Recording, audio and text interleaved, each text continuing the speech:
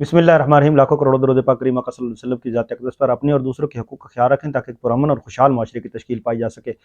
8 फरवरी का इलेक्शन हो गया और उसके बाद की सारी सिचुएशन आपके सामने है। जो भी जमात आ रही है वो आपको पता है कि कैसे आ रही है। मैं खुद इलेक्शन कंटेस्ट कर रहा था पीपी 78 से, और मैं ये बताना चाहता हूँ कि इलेक्शन बेसिकली जीता कौन है। हमने जिधर भी गए, जिससे भी पूछा तो क्या हो रहा है, वहाँ पे ये बात थी इस वक्त कानून की हुक्मरानी, पाकिस्तान की खुद मुख्तारी की जंग है, इसलिए हम जो है इलेक्शन जो है उसको उसमें जा रहे हैं। हमने वोट उसको देना है जो पाकिस्तान की खुद मुख्तारी की बात करता है। ये तो हमने खुद अपनी आंखों से भी देखा और खुद सुना भी, और लोगों ने इस दफ़ा तमाम वडेरे लुटेरे और जितने भी जागीरदार थे उन सब की बातें सुनी, सरेंडर किया, उनके सामने चुप करके बैठे। लेकिन साइंस ये काम कर गई कि उन्होंने कहा कि हम वोट आपको देंगे, लेकिन जिस दिन इलेक्शन था उस दिन सारा पाकिस्तान उमड़ आया। टर्नआउट आपने देखा होगा तो वही यूथ है जो मैं बात करता होता था। 70-60% जो है उस यूथ ने पाकिस्तान की खुद मुख्तारी को वोट दिया, उन्होंने एक नजरिए को वोट दिया और वो बाहर निकल के आए। फिर इलेक्शन 45 जो है, वो फॉर्म 45 के तहत जो इलेक्शन है वो तमाम प्रिजाइडिंग अफसर ने दिए, एजेंट जो बैठे थे वो लेके चले गए और ले आए।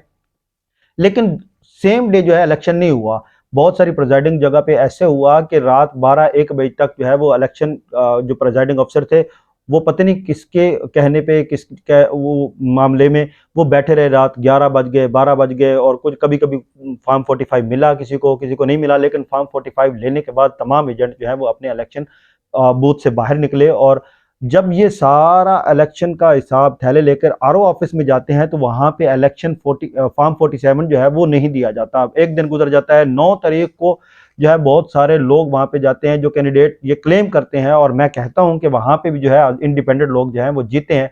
उनको जो है वो बाहर रखा गया, जो भी किया गया, लेकिन जो उनके मनपसंद के लोग थे उनको जितवाया गया। फॉर्म 47 उनके हैंड ओवर किया गया, कहा कि आप जीत गए हैं।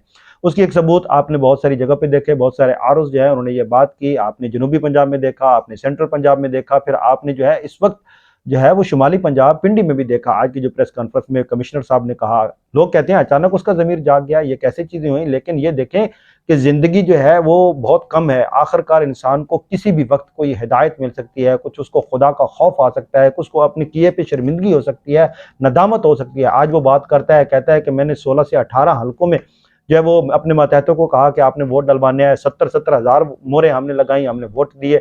लेकिन उसके ऊपर जो सबसे अछूती बात और एक अचंभे की बात थी वो ये थी कि बड़ी अदालत के बड़े चीफ साहब जो है वो वहां पे बैठते हैं। खबर चलती है कि वो मुशावरत कर रहे हैं कि सो मोटो एक्शन लेना है नहीं लेना, लेकिन समझ से बालातर है कि वो बाहर निकल के एक वीडियो क्लिप उनका चलता है। कहते हैं कि जो इल्ज़ाम लगाए गए ये बात होता है। तो एक ट्वीट भी मैंने पढ़ी कि क्या उनको ये चाहिए था कि वो बाहर आके खुद ब खुद इसके ऊपर बयान देते कि अगर कोई इल्ज़ाम लगा रहा है तो फिर उसके सबूत भी दे।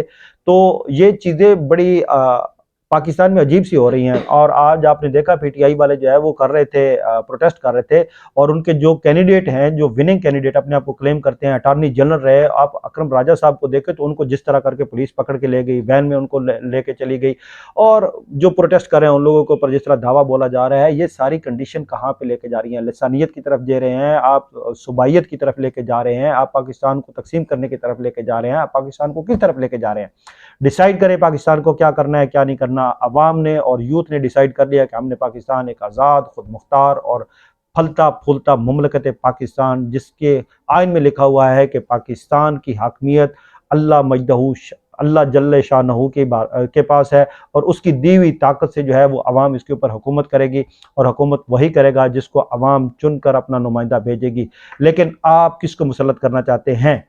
आइन को लपेटा हुआ है काफ़ी अरसे से, तो फिर सीधा सीधा बता दें कि ये लोग आपके हुक्मरान हैं, ये इनकी हमने तख्तपोशी कर दी है, इनके सर के ऊपर हमने ताज रख दिया है, ये पाकिस्तान का चट्ठा कट्ठा नीचा ऊपला सारा कुछ जो भी हो रहा है इसके ये खुद मुख्तार हैं।